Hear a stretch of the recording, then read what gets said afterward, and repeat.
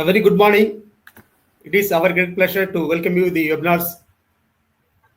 webinars series.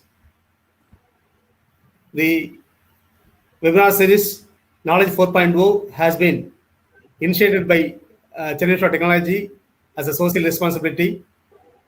This Knowledge 4.0 is unique and distinct initiative of Chennai Institute of Technology under the guidance of our Honorable Chairman, C.P. Sriram, who is one of the well-known first-generation successful entrepreneur, industrialist, managing director of MK Group of Companies.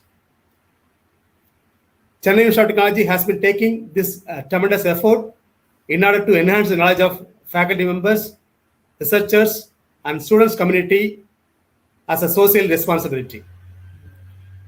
Chennai Institute of Technology was established in the year 2010 by our Honorable Chairman, Sri P. Sriram, and today our institute is being within top 10 among all other private engineering colleges in Tamil Nadu. It is our great pleasure to welcome you all to the Knowledge 4.0 webinar series. And today we have two experts, Mr. Rohit Tupkari and Mr. Saurav. So it is my great pleasure to introduce Mr. Rohit Tupkari. So they are from Blue Star Engineering and Electronics Limited. Rohit Tupkari, he is one of the Guinness record holder in longest painting number by COEP ANG Group, and he is one of the very good speaker on robotic and latest trend in technologies in many reputed engineering institutes, and he is in the marketing department now, and he has awarded with many awards, and he has started his career in Waterjet Germany Private Limited as an area manager. He worked there from July 2001 to March 2015 Mumbai, and then he has started Grandmaster Machines Private Limited as a manager, marketing and business development. There he was working from April 2015, and now he is the deputy manager in the Blue Star Engineering and Electronics Limited. So it is my great pleasure to welcome Rohit Tupkari for this wonderful forum, sir. Welcome you, sir. Thank you. And it is my great pleasure to introduce Mr. Saurav. He has completed his UG in 2005, and he is having around 15 years of experience in this automation field. Now he is the deputy manager technical in Blue Star Engineering Electrical Limited. It is my great pleasure to welcome Mr. Saurav to this wonderful forum. Welcome, Mr. Saurav. Now I request Mr. Rohit Tupkari and Saurav to carry over the session. Good morning, all. First of all, I would like to thank Chennai Institute of Technology to give us this opportunity to present this particular session on robotics and end-of-arm toolings. So we'll quickly start with the presentation, and we would try to cover certain topics related to collaborative robotics as well as end-of-arm toolings related to robotics technology. And we hope like that would be helpful for your academics as well as industrial applications. Yeah. To start with, I'll just give you a brief introduction about the Blue Star Group. So Blue Star is the same group which is majorly known for its solutions and products for air conditioning and refrigeration. Apart from that, we have a separate dedicated department which is working on industrial solutions specifically for various applications like testing equipments for industrial applications, as well as automation solutions, which includes industrial robotics, collaborative robotics. We are supplying automatic truck loading systems, baggaging lines to various industries. You can see some of the facts about our company. So Blue Star is having its headquarters in Mumbai, and we have our branch offices across the India as well as outside India for various applications. Yeah. So specifically speaking about Blue Star Engineering and Electronics Limited, which is a subsidiary of Blue Star Group, which is majorly into supplying of a turnkey solutions for technology related solutions. So we have tie-up with various leading technology solution providers across the globe, majorly from Europe, USA region. And then with this technological collaboration, we supply this variety of solutions. So now we will move to our major topic. So this would be divided, this session will be divided in two halves. First would be related to the collaborative robotics, and second would be related to the end of arm toolings, which are very much required for carrying out any kind of application using the robots. So just to start with, I would like to understand about your know-how or how acquainted you are with the robotics and its applications. So I'm just putting up a short poll.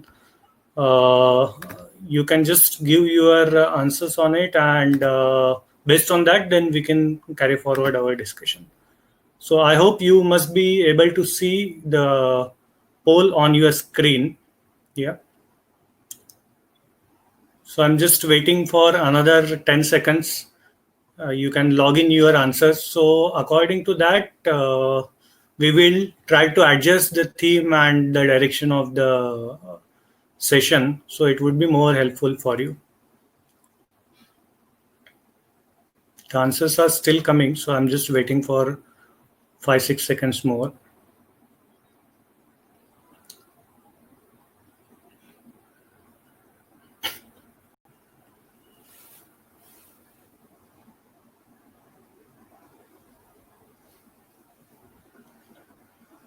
Okay, so I'm just right now ending the poll. Yeah, I think you must be able to see the results of the poll on your screens. So I can see like I just wanted to understand like how many of you are having some basic understanding of robotics, or if you have heard about, or if you have some idea about the collaborative robotics, or you are totally new to the robotics field. So I can see like almost 37% are having the idea about the industrial robotics, as well as if I can add 23% of people who already know about collaborative robotics. So it's good number of people, I can say, like have a basic idea about robotics. So we'll start with the robotics topic. I will try to speak on basic terminologies so that each and every one of you can understand it easily. Yeah. So when we speak about any industrial robotics or collaborative robotics or any kind of robotic arm, specifically when I'm speaking, like when we speak about robotics, you have used robotics terminology in various contexts. Like even in software field also there is robotics terminology which is used for automation, or you have humanoid robots, or different kind of robots are available in the market. Here we would be specifically discussing on the robotics part, where you are specifically thinking about a robotic arm. So it is just like a human arm. Whenever you are doing any kind of work, you are using your arms. So there are certain joints and degrees of freedom with your arms. So similar to that, a robotic arm is also having certain joints. So we generally have in industrial robots, you will be having 6 degrees of freedom and links which will help it move in various direction in the space.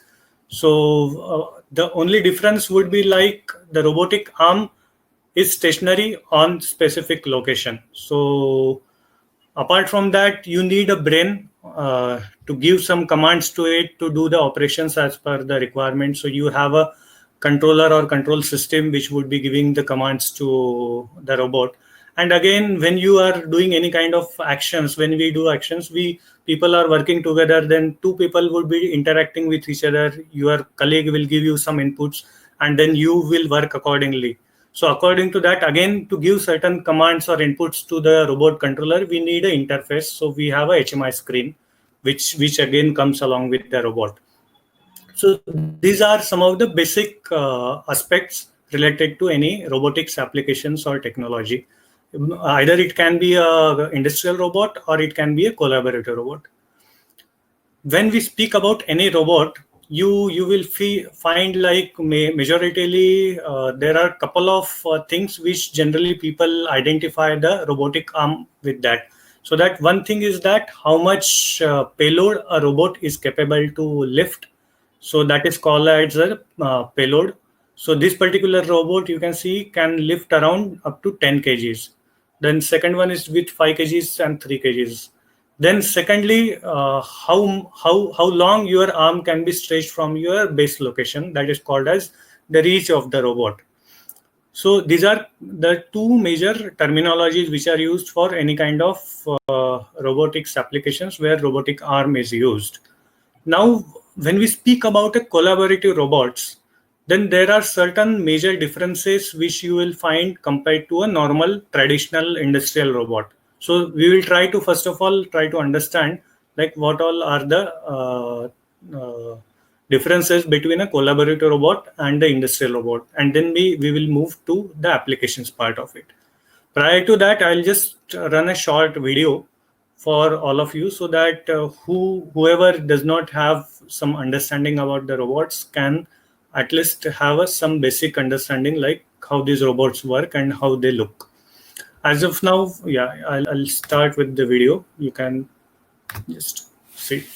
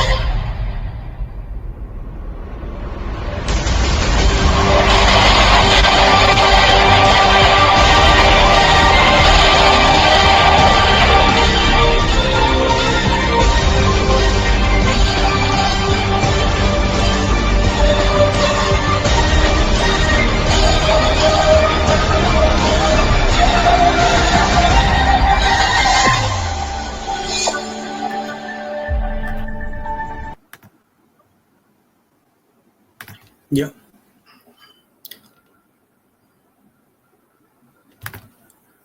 So I think you must have got some basic idea related to the robot and how it works for those of you who might not have some basic understanding of the robots. So as you saw, some of you who are already working with industrial robots or who have some basic understanding of industrial robots, you must be knowing like industrial robots does not have any, these are like a blind equipment. Whatever way you are going to program it, it will do the functions accordingly. But many times due to that, you need to have a lot of safety barriers which needs to be put for avoiding any kind of accidents while working on the shop. So generally there is a wire mesh fencing or some kind of metallic guarding which is being put on the periphery of the robotic cell so that it does not collide with any other object of or any of the person. But when we speak about any cobot, it can be generally when we speak about any collaborative robot. So the major difference which comes between a collaborative robot and a normal industrial robot is that these are having the inbuilt force torque sensors which are present in the robot.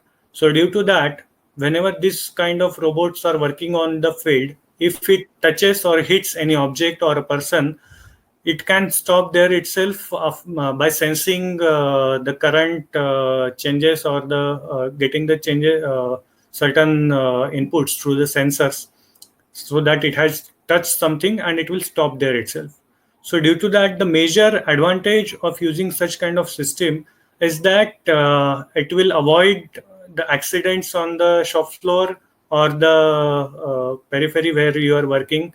Secondly, as you does not require any kind of fencing in majority of applications. I cannot say that each and every application it will work without fencing, because as you are seeing, like robot arm is a bare arm.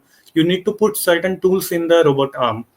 If you are using some of the tools like a drilling equipment or a grinding tool, grinding wheel on the robot arm, although robot will not hurt the human, but that grinding wheel can be very dangerous if somebody comes in contact. So in such applications, though it is a collaborative robot, you may have to go with the fencing.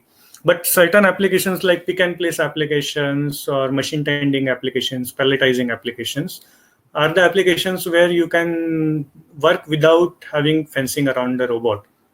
And that helps in the compact footprint of the robot, so that existing manufacturing lines can easily accommodate this kind of robots.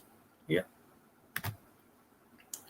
Secondly, these robots are majorly light duty robots compared to a normal industrial robot, so that it does not require any kind of foundation, and they can be mounted easily on any platform or at any angles. Need not to be specifically on the floor or on the wall or inverted. It can be mounted on at any angles and can be deployed for the production very quickly.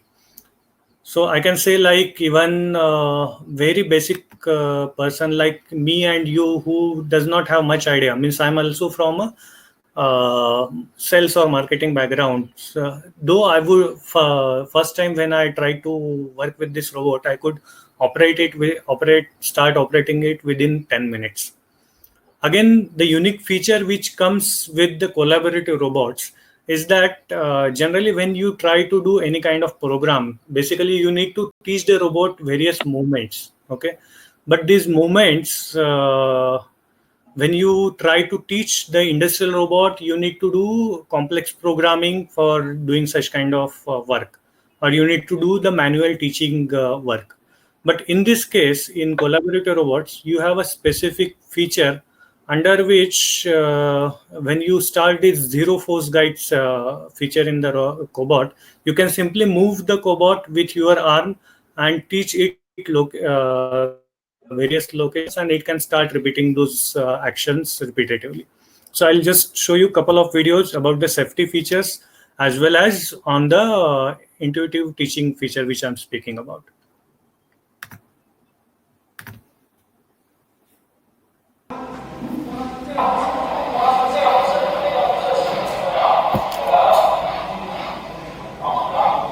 So you can see, like, a person, even if it comes and touches the robot stops there itself, and then it will start its movements again.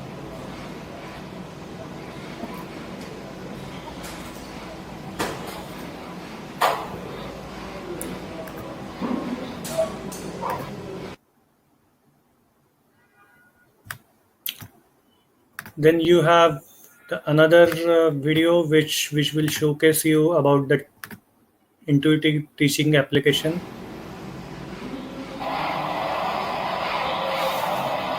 So under this application, you can see, like, a person is moving the cobot to various locations by his arm, and he is actually teaching it the coordinates.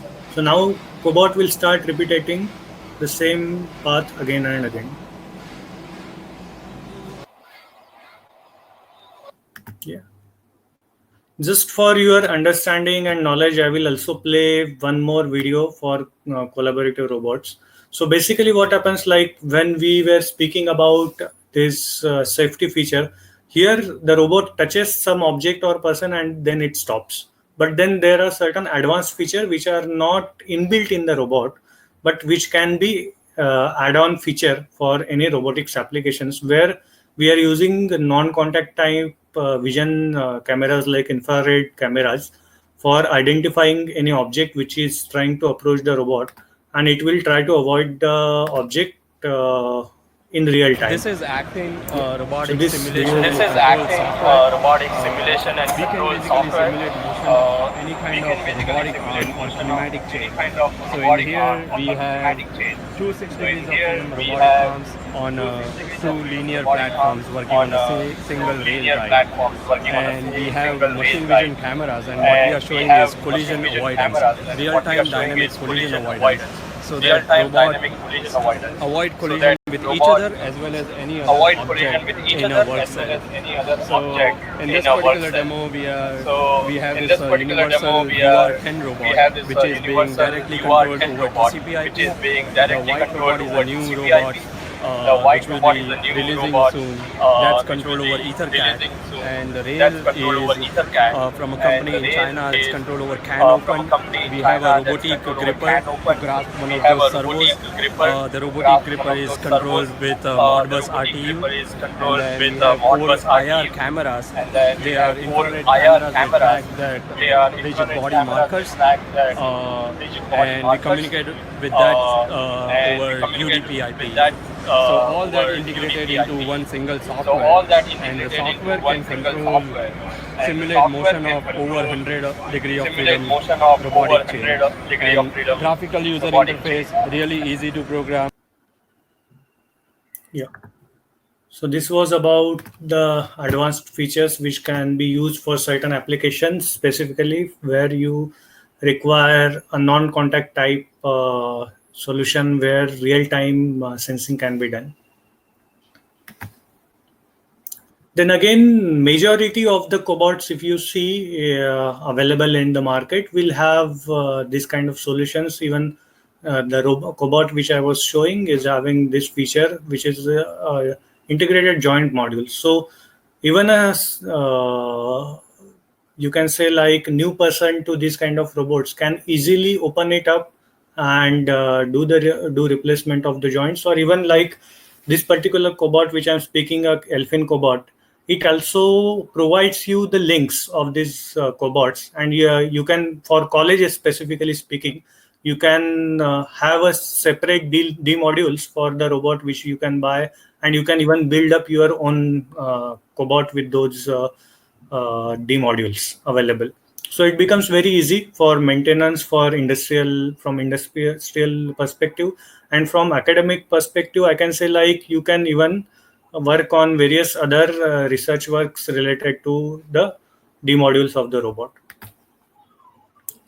Again, the cobot is equipped with the EtherCAT bus communication protocol, which is very rigid and gives much better performance, and you can get a real-time feedback in this case. So that becomes an added advantage.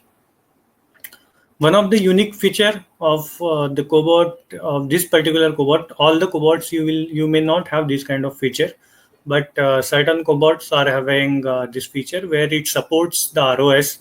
So you can bypass the robot controller and connect the cobot directly to your PC and work on it through C++ or Python. You can write your own programs and try to develop your own kind of interface for it.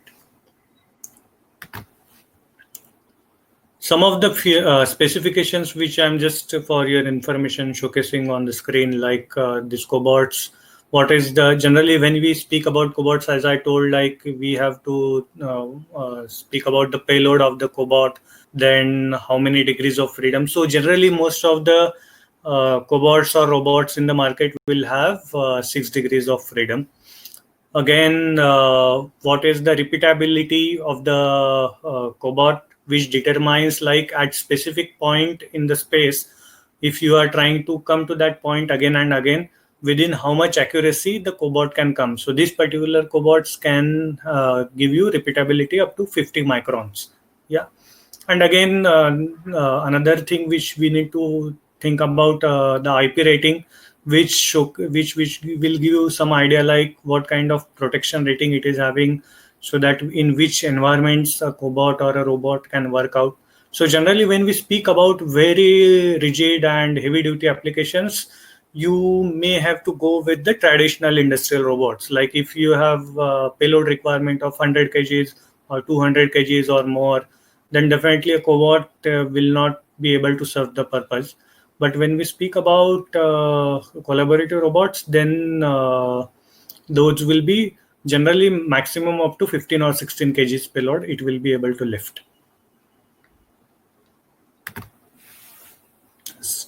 So just to give you a glance on differences between a traditional robot and collaborative robot. So when we speak about this particular aspect, so we need to understand like what kind of application or solution which we are looking for.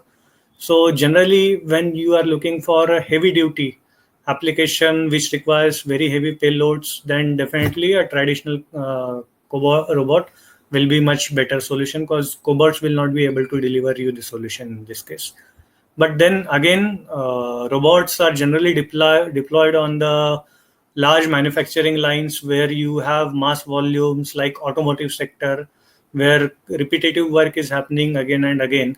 Then industrial robot can be effectively used, and you can just do the program and it runs for longer time. But like when there are certain manufacturing facilities where you don't have very high production volumes, product mix is very high.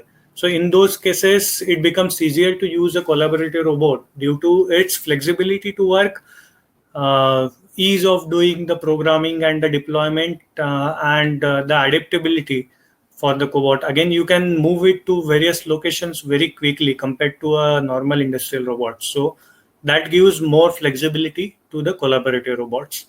And again, one of the major factor which comes into play, like when you are doing some kind of pick and place applications, you may not have the sufficient space for doing the fencing around the robot for that application. So again, collaborative robot can be the right solution for this kind of applications. Yeah. So to sum it up, collaborative robotics applications will help you in reducing the deployment time, so that you can very quickly put forth the solution or the robot for the requirement. It can be used for multiple applications very quickly. You can have different kind of applications and solutions done by the single robot, and due to that, it gives better ROIs when such kind of function arises. So we will move to some of the applications part of collaborative robots. Specifically, when we speak about any robots, the major applications you will find is pick and place for machine tending applications, where again robot is doing pick and place kind of application. Then you have spraying applications, screw driving, soldering, welding applications. These are some of the major applications which are being used in the industry. And apart from that, again, there are certain new applications which are being used and explored by various industries as well as institutes, like polishing applications, where again you need a lot of force torque sensing and a lot of feedback which needs to come to the robot. Or when we speak about any kind of grinding or deburring applications, again it requires a different set of sensors and different type of technology for catering to such solutions. And for educational institutes, again, as I spoke, like collaborative robots are having a lot of flexibility compared to a normal industrial robot. So you can have a lot of flexibility for doing your own research work on it. So now we will move to videos part, so where we will see different kind of videos for specifically this kind of applications which we discussed.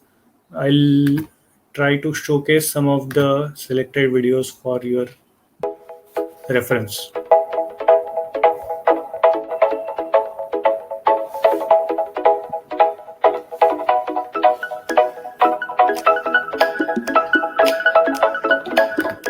So you can see like there is a collaborative robot mounted on a overhead linear track, and it is equipped with the vision sensor, so it can pick up and place the foils from one place to another.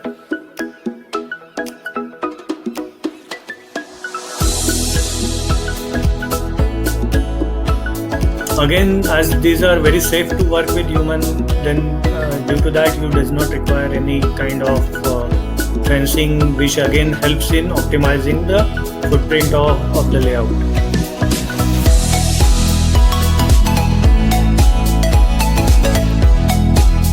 I'll move to the next video.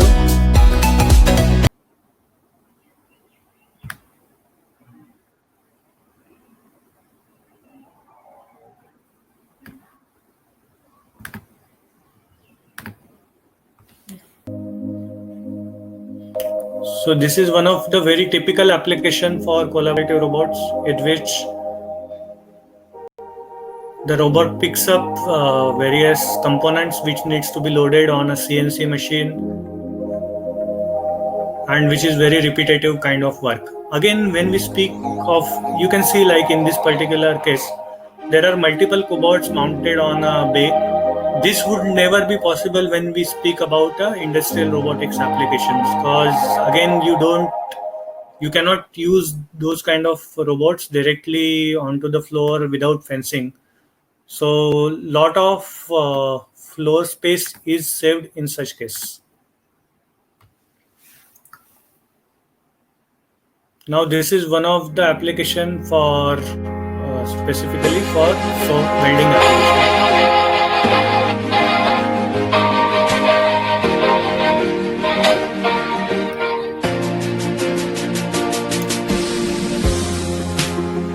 So here a person is doing using this intuitive teaching application where it is using zero force guide option, and he can just simply by his hand adjust the location of the cobot, and it can teach the location and the building is done. So it becomes very easy for untrained or very less skilled person as well to work on such kind of systems.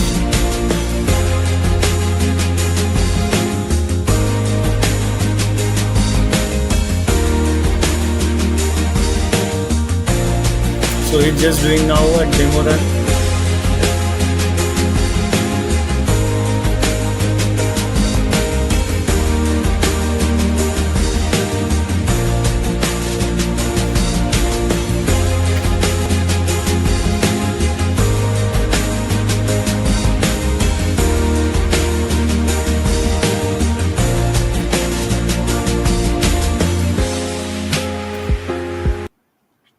Moving on to next application, we will see another application which is related to the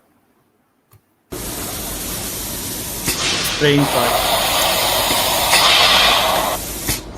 So you can see basically this is a line of like shoe making. So these are they are spraying certain solution on this line.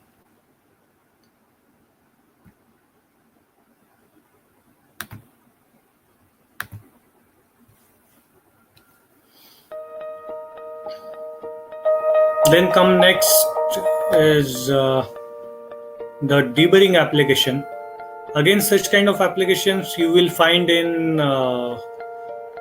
metal as well as non-metallic components like castings, as well as this plastic injection molded parts as well. So there are certain flashes which needs to be removed after the casting or plastic parts are being made. And this is one of the newest application which is being done by the robots. So even as of now as well in industry, many industries are still converting their traditional manual setup into this kind of applications.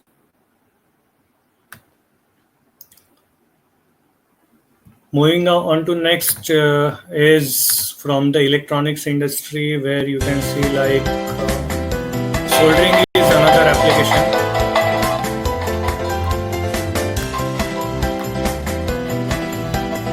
where you need to do a lot of repetitive work and again precise work.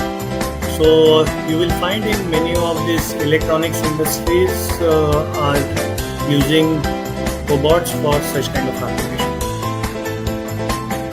So the robot is holding a soldering gun. You can change as per the requirement.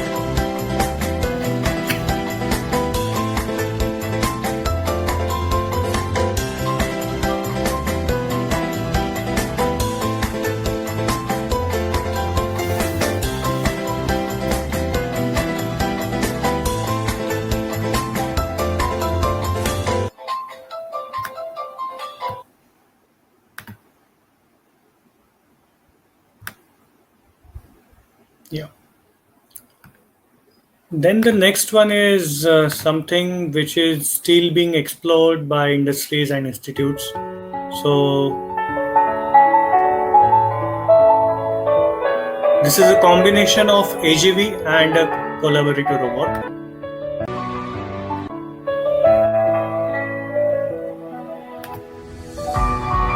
You can see like a collaborator robot is being mounted on a AGV, and it is again equipped with a vision sensor, so it can go to desired location and identify the component which needs to be lifted with the vision system which is mounted on the arm, and then AGV will take the cobot again to the next place. So it is trying to become more and more flexible, and you can say like more like a human being which can work on certain repetitive application, and it can again move to various positions. So these AGVs again can be equipped with multiple different kind of options, like it can be line follower kind of AGV, or there are laser based AGVs which does not require any kind of line following, and they can again identify any person or anything coming in between its path in real time, and as per that it can deviate from its path.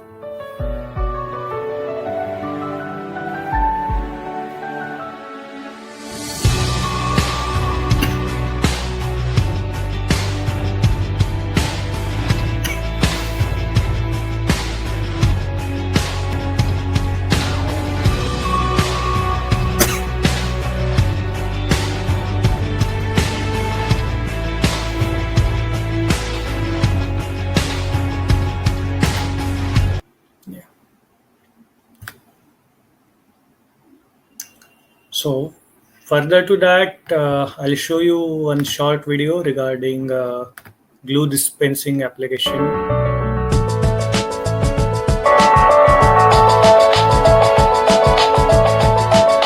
So here you can see like person is working along with the robot. Robot is dispensing hot glue. So this is one of the application even in like automotive industries. People are using it in a big way, where you need to dispense certain glues for like windshields of the car when you stick on the car body, or sealant dispensing applications. For such kind of applications, these are being specifically used.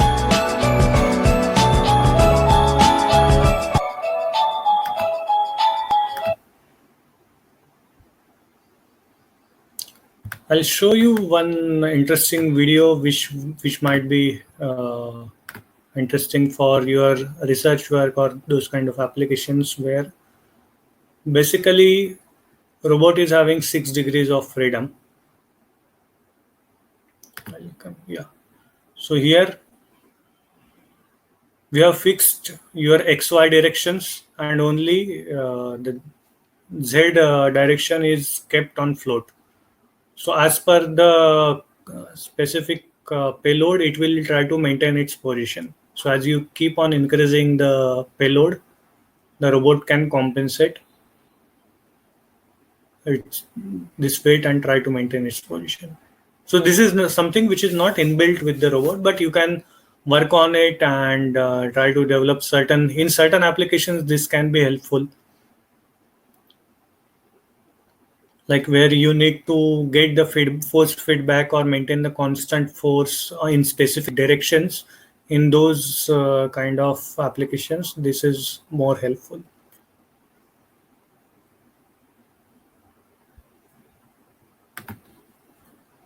Now, second is like you can freeze z-axis and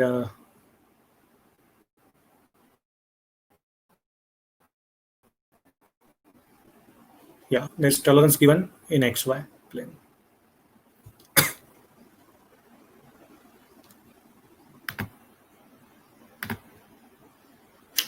So this was a brief introduction or idea about collaborative robotics. Now we will move to end of arm toolings part of it. I have tried to keep it more practical and more application oriented, so you can get some idea like how these robots are being deployed, what all kind of solutions can be developed. That will also help you out in working on various research projects which can be thought of for actual real life applications. Now, apart from that, we are also Blue Star has also partnered with one of the major companies in Europe for the end of arm toolings. So this is one of the crucial aspect when you have to design any kind of robotics solution, as you have to decide on the robot or cobot which needs to be used for your applications. Equally, you need to design and identify the right kind of toolings which have to be coupled along with the robot for specific applications. So generally, EOAT stands for end of arm toolings for any kind of robots.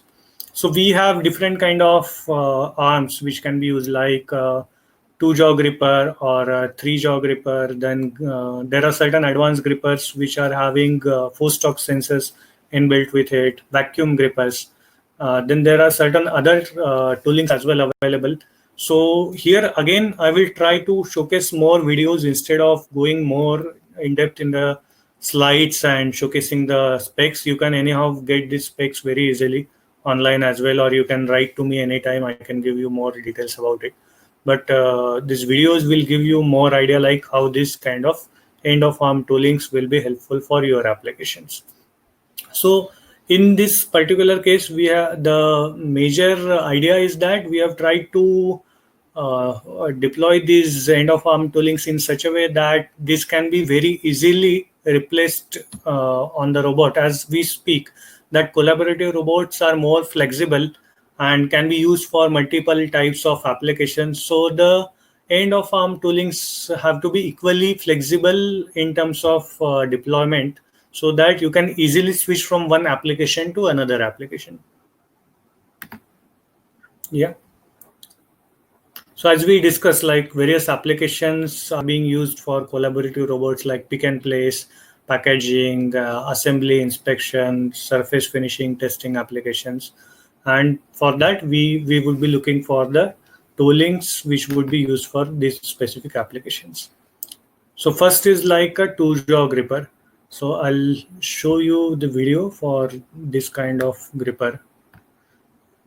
Before that, we will begin with just an introductory video, which will give you like what all different kind of end of arm toolings can be coupled with the collaborative robot.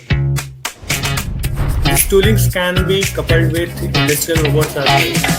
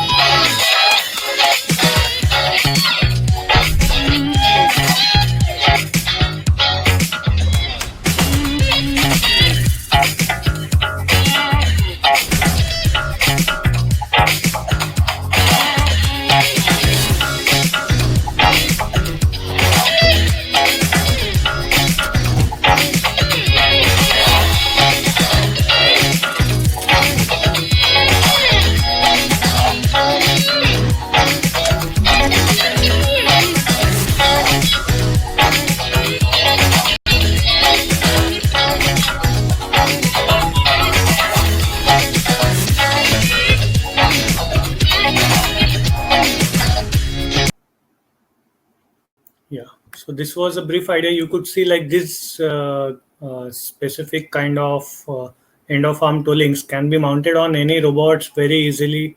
It can be deployed. So we'll just go a little bit deeper into some of these toolings.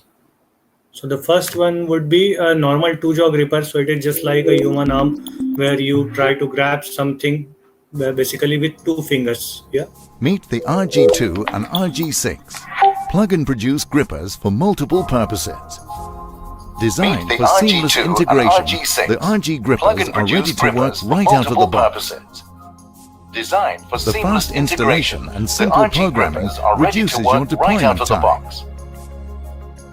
The A fast large stroke with installation and force-based simple gripping programming gives you a reduces your cost-effective deployment solution time. that can handle large variations in the A large process. stroke with You use the force-based same gripping RG gives you a gripper for cost-effective multiple solution purposes. that can handle large variations in the process. The RG You gripper's use the same fingertip can be RG quickly gripper replaced for with multiple customized purposes. ones to fit the shape of your objects, making The it RG easy to gripper's redeploy fingertips the can be setup quickly for replaced different with tasks. customized ones Both to the fit the shape of RG2 your and object, the RG6 making it easy are to available redeploy in a the dual setup gripper for different configuration, tasks. which allows the Both the robot arm RG2 to perform and the more RG6 complex are tasks, available and in a notably dual gripper increasing configuration, productivity. which allows the robot arm.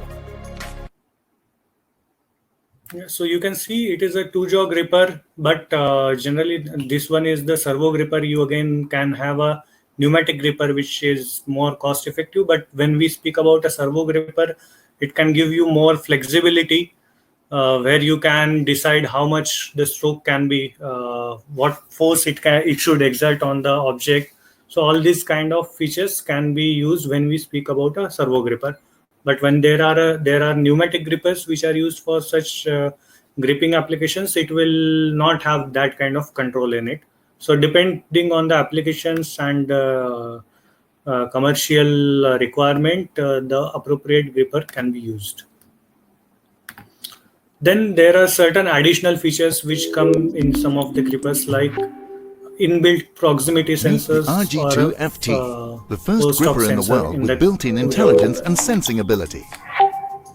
The built-in force Meet torque the sensors at the RG2 gripper's FT, fingertips the first provide gripper in the precise world with gripping built-in ability. intelligence and sensing ability. Integrated force-controlled insertion built-in software force torque sensors allows at the easy gripper's setup of fingertips complicated provide tasks precise so gripping that ability. manufacturers can have a more agile Integrated production. force-controlled insertion The software RG2 allows FT easy can handle setup of different size complicated and shape tasks objects so that simply by manufacturers using can have a more customized agile fingertips production. and thus enabling The flexible RG2 gripping. FT can handle So yeah. different size and shape objects The simply by using RG2 FT customized proximity fingertips sensor and can thus detect enabling and center the flexible gripper gripping. and the robot arm around the workpiece. The RG2 FT It can proximity control the sensor robot, can detect making it and truly center the gripper collaborative with and its the robot human arm operator. around the workpiece. It can control the robot, making it truly collaborative with its human operator.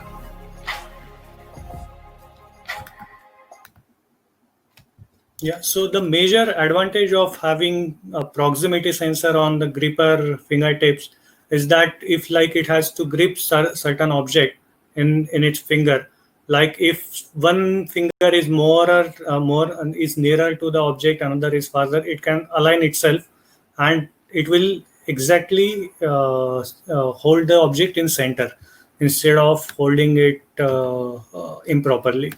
So there are certain applications where you need more precise picking and placing applications where you have to use such kind of features. Then moving on to the next gripper is generally in industry you must have heard about the three-jaw gripper. So yeah, you can see a three-jaw gripper here.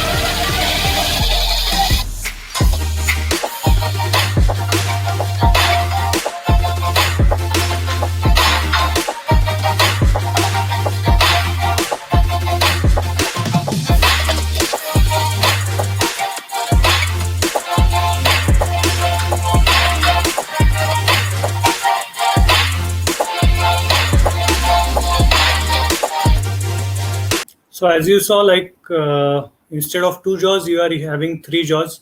So generally, this kind of arrangement is more useful when you are holding a cylindrical object. It can be from either from outside or from inside. Now, in this particular video, you saw the 3-jaw gripper was having the fingers which were rotating around its center to grip the object. But apart from that, you also get certain grippers where your 3 jaws are having linear movement, so that it will slide to and fro to hold the object. So there are different kind of such grippers available in the market. Then another major type of grippers which are being used for various applications are vacuum grippers. So these are specifically used for palletizing and pick and place applications where you have Meet the VG10, Meet the the flexible, VG10, adjustable flat electrical object vacuum or gripper. object where you can The gripper easily features a hold it built-in from electric the top. vacuum. electric vacuum. Since it doesn't require external doesn't air supply, require external the air VG10 supply, is the compact and VG10 easy is to move compact around, and easy to giving move you a around, more flexible giving you a production more line. flexible The production line. VG10 comes with The dual grip VG10 comes with functionality dual grip and can lift up to functionality. 10 It can kilograms. lift up to It can 10 handle kilograms. 2 It products can handle 2 simultaneously products with a flexible simultaneously adjustment with of a suction flexible cup adjustment of arms. suction The cup 2 arms. vacuum channels The can be 2 controlled vacuum channels can be independently, controlled increasing independently, efficiency on your increasing production line. efficiency on your The production line. VG10 suction The cups can be VG10 suction reconfigured cups to can fit be your reconfigured individual to needs. fit your The individual gripper needs. comes with a The variety gripper of typical comes with a suction variety of cups, typical but can suction also be cups, used with but can also be third-party used suction with cups. third-party suction Designed for cups. collaborative Designed robot for collaborative applications, robot the VG10 applications, is a the plug-and-produce VG10 is a solution that plug-and-produce- works straight out of the box. Yeah, so vacuum grippers are being majorly used for like picking up carton boxes or sheets or such kind of parts where you can hold it from top and drop it at desired locations. Then comes another major solution for end of arm toolings is the force stock sensors. So many applications, like in this particular case, you can see that robot is doing the deburring of the edges of this particular alloy wheel. Now, this burr level at certain places it is more, certain places it is less. So the tool has to compensate the force accordingly. So for such cases, you can see a force stock sensor which is being mounted, and on that deburring tool is attached, so that it understands or identifies is the force coming on specific direction, is to compensate it as per that. So you generally get a constant force feedback in this case. So these force stock sensors have multiple such applications or usage. I can show you one more video which will give you some more idea. So in this case, basically 2-jaw gripper is mounted on top of force stock sensor, so that it has to actually lift this particular part and force fit in the assembly, this electronic assembly. So for such kind of applications where a robot has to put certain specific force onto the object for fitting it up, in such cases this kind of grippers, force stock sensors can be more helpful. Yeah. Another usage of force stock sensors for industrial application is like polishing applications. Again, when we speak about a polishing application, to our eyes it looks very simple, but when we are doing any kind of polishing, you need lot of means even a skilled operator or human skill is very much needed. So to get this kind of skill incorporated in a robot, it needs to have a mechanism through which it can identify how much force it is placing on the part and which speed it is working, so that it can give uniform results in the polishing. So for such applications, again, force stock sensors becomes absolutely necessary for delivering the good results. Otherwise, this kind of applications you will find like the finish which is coming on the object will not be exact. Yeah. We'll now move on to another type of grippers which are specifically used for certain delicate applications like food and just a minute, sorry. Yeah. So it is majorly used for food and beverage and delicate items like if you have to lift up bulbs, light bulbs and such kind of product, then you cannot use the normal grippers which may damage the object. So you can see, like in this case, it can lift up certain very delicate objects like eggs or breads, food items.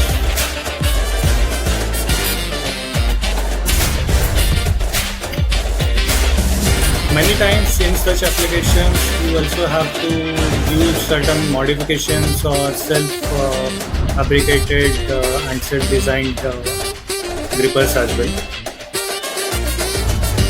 But if you can work out certain applications with this kind of grippers, that will help you to design the solutions quickly and without any further iterations in the work.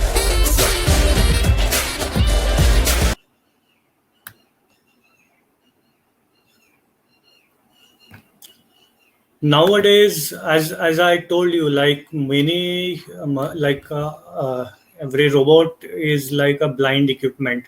Whatever way you program it, as per that it will work out. But to give it more flexibility and to help it work in real time scenarios where there are certain things which are changing, you need to have a vision system. Again, what in certain standard applications, you need to have certain specific fixture and locating mechanism so that robot is programmed in such a way that it can lift the object from specific locations at specific orientation only. But if you need to remove that specific constraint related to the robot, you need to use a vision system. So for that, you can use variety of vision systems which are available into the market, which can be either coupled with the robot arm, mounted on a robot arm directly, or you can mount it separately and give the input to the robot arm so that it will work accordingly.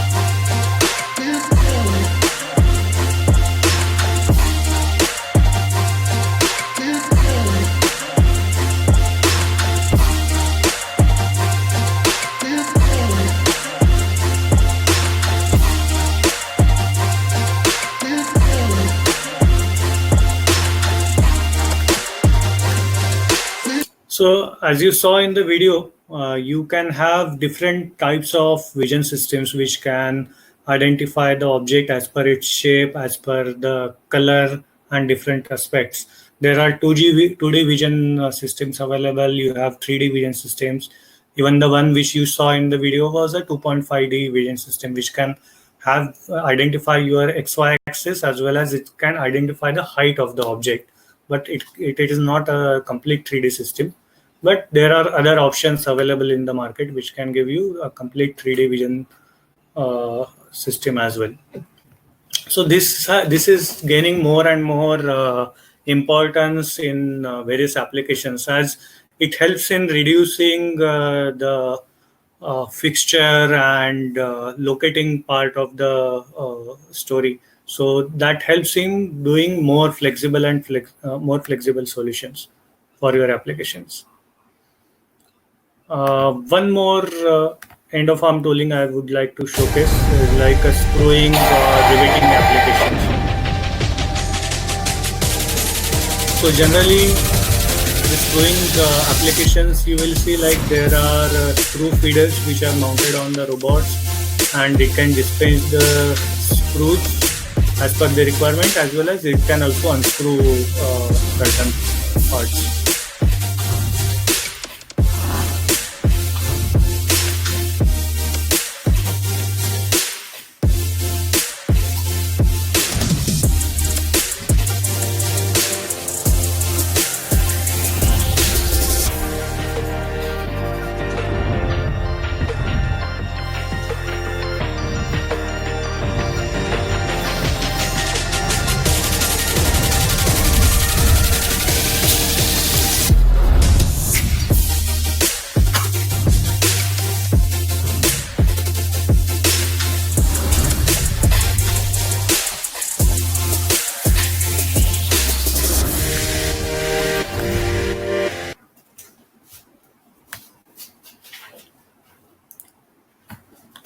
Yeah, and again, when we speak about this flexibility of the system, I'll just show you a short video which will give you like how easily or how quickly you can change these toolings from one tool to another tool, so that it does not take much time to change your setup or as per the application.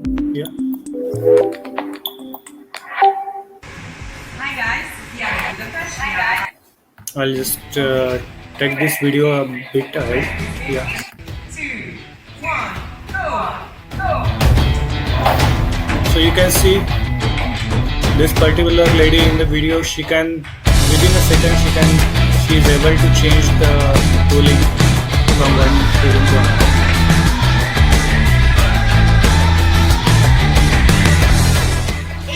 Seconds, 5 products, 5 references. Ishwan, our next. So as you saw, like it becomes very easy for you to change from one tool to another. There are two flanges. One flange is on the tool side, another is on the robot side, and then we do the standardization for this kind of flanges so that you can move from one application to another very quickly. But again, depending on the requirement in the industry, many times there are automatic tool change options as well are available. The particular one which you saw was a manual option. But then if during the cycle, like your robot is working for certain application on like machine tending application where it is picking up the part and loading on the machine.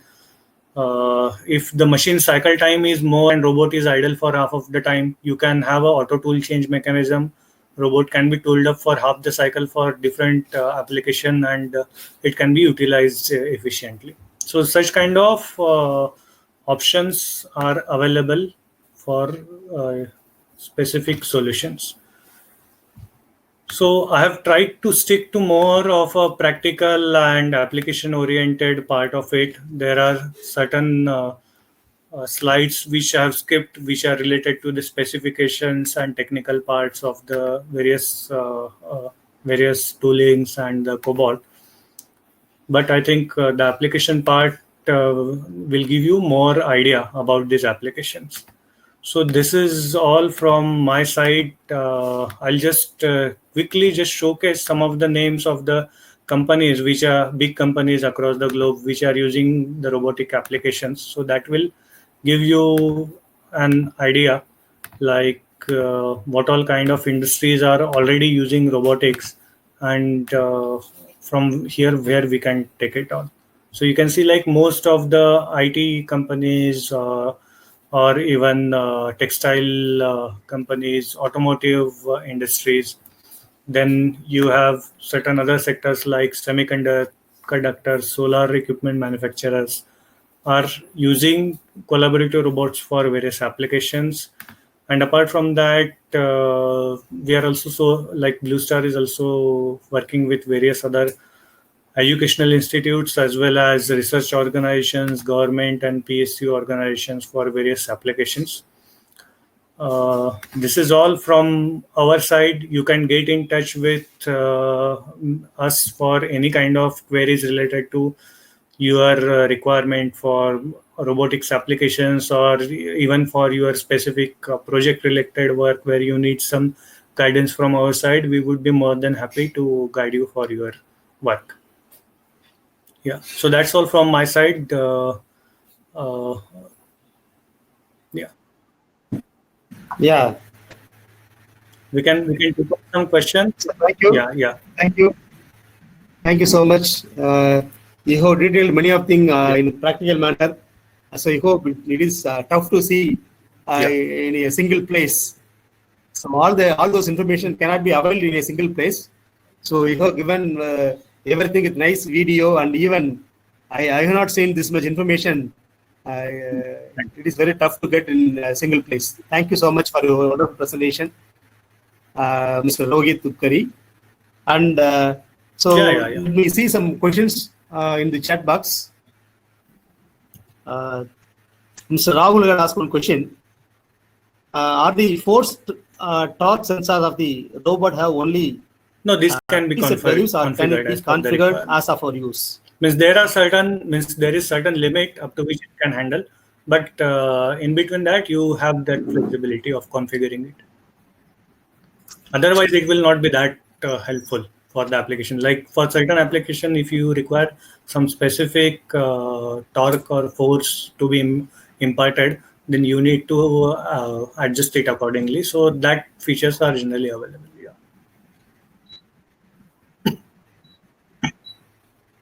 Yeah. Thank you so much. Thank you. And let me look into other questions.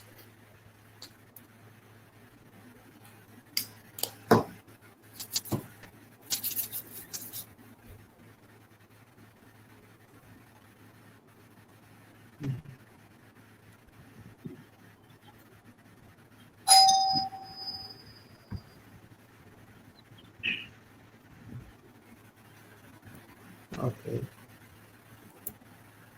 So, Dr. Lourdes Pusparaj Thomas asked a question. Sir, does robots have anything on COVID-19 treatment in hospitals?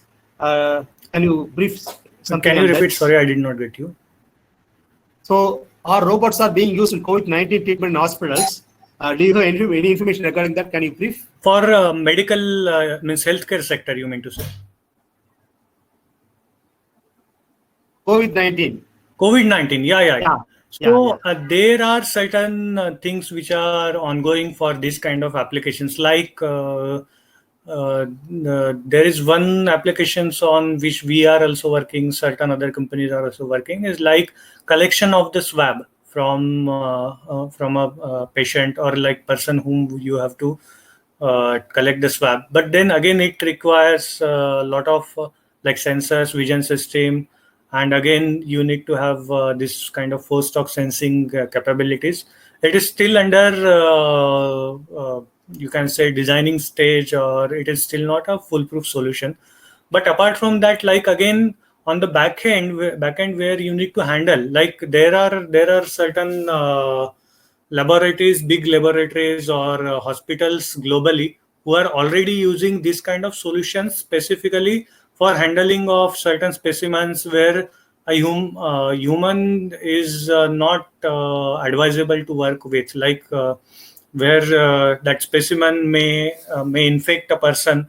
So handling of such kind of samples, definitely cobots are already being used at certain locations, not in a big way, but still it has started to use. Yeah.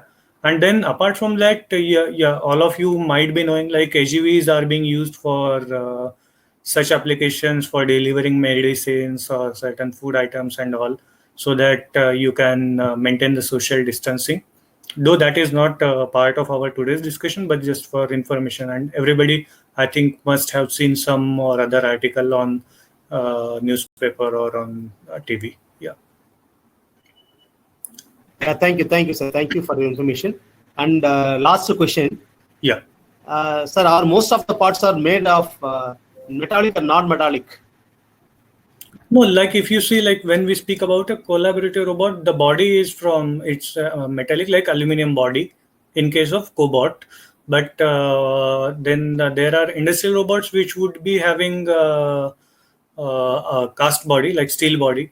And apart from that, there are certain robots which are using some kind of composite bodies as well. But majorly, it would be a aluminum body which is being used for the outer body, and inside then you have the electronics parts. Yeah. Okay, sir. Thank you. And last question, Mr. Anand had asked one question. Yeah. Sir, can we use these robots for use in robots in house? Is there any specific application of that? As of now, like if you have wish to use, you can use it. But to be very frank, like for household purpose, still like this is not something which would be more useful. Rather than you have different other types of robots which can be used for household purpose, like floor cleaning robots or certain other kind of humanoid robots which would be more useful. But as of now, I don't see. But like certain other applications can be interesting to see, like cobots or robots are being used now by certain restaurants or coffee shops for delivering coffee or beverages.